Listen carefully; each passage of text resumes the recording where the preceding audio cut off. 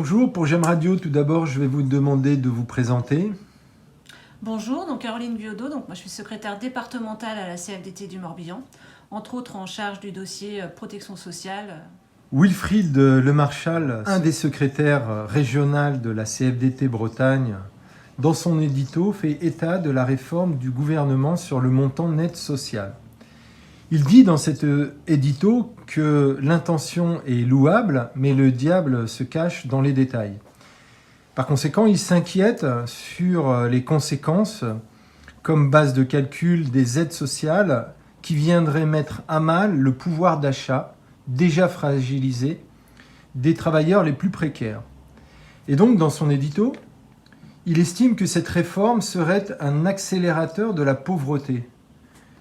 En quoi cette nouvelle ligne de calcul sur les feuilles du salaire serait injuste pour les salariés les plus précaires?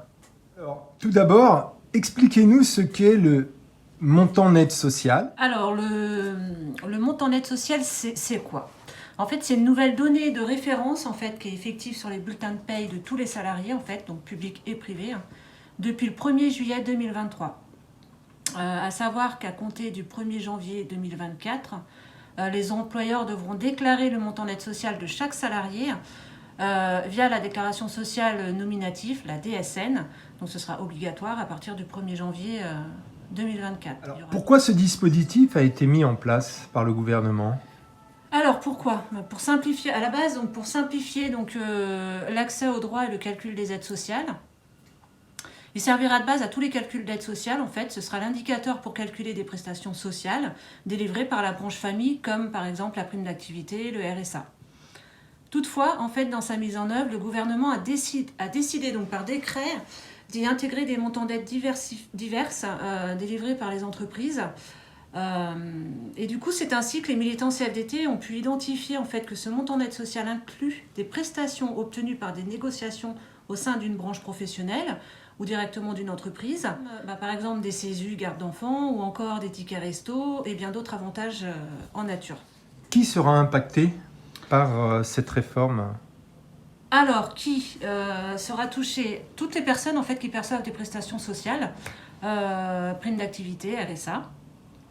Puisqu'en effet, le montant des ressources déclarées augmente, faisant significativement baisser le montant des prestations sociales associées. Sur le fond, en fait, l'injustice elle est particulièrement grande pour les plus bas niveaux de rémunération. Vous pouvez nous donner des exemples concrets ? Oui, tout à fait. Premier cas, d'une salariée avec un net à payer avant l'impôt de 1 599 € et un net social qui s'élève à 1 765 €. Ceci lui entraîne une perte notable sur sa prime d'activité qui passerait alors de 144 € par mois avec le net à payer avant impôt à 79 € par mois avec le net social, soit une perte de pouvoir d'achat de 65 € par mois. C'est énorme.